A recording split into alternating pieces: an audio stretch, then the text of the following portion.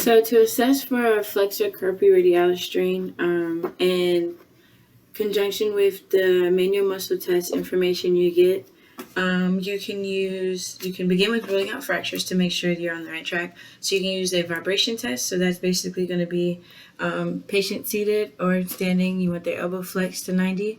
Their hand can be spayed, and you're going to tap or flick the end of each finger or metacarpal. And any significant pain with this will be a positive. So if they do not have pain, they may not have a fracture.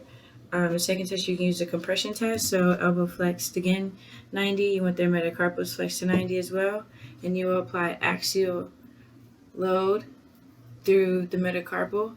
And any pain at the metacarpal or in the carpals is going to be a positive. So, if they do not, then you can move on. Also, to rule out any referred pain, you can do stress tests. So you can apply a valgus stress. So here on the lateral side to stress the ulnar collateral ligament. So valgus stabilized here at the wrist, you would apply valgus force through the at the elbow, and any pain relaxing in the medial side would be a positive for the ulnar collateral ligament.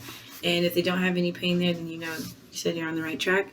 And then you can also do the varus stress test to also stress your radial collateral ligament. So that would be applying a load medially through the elbow, and any pain or laxity on the opposite side or on the radial collateral ligament would be positive. So if they don't, then you're on the right track.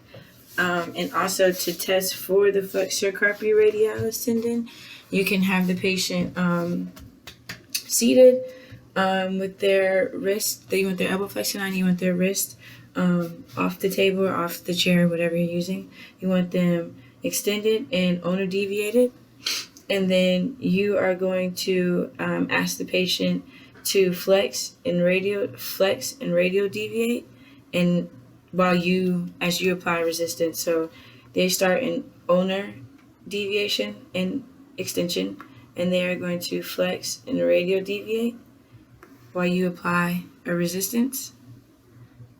And pain or the inability to complete this would be positive for a Flexor Carpi Radialis strain. So you can use these tests to rule out other pathologies, and then use that test in conjunction with the information you get from the manual muscle test to rule in a Flexor Carpi Radialis strain.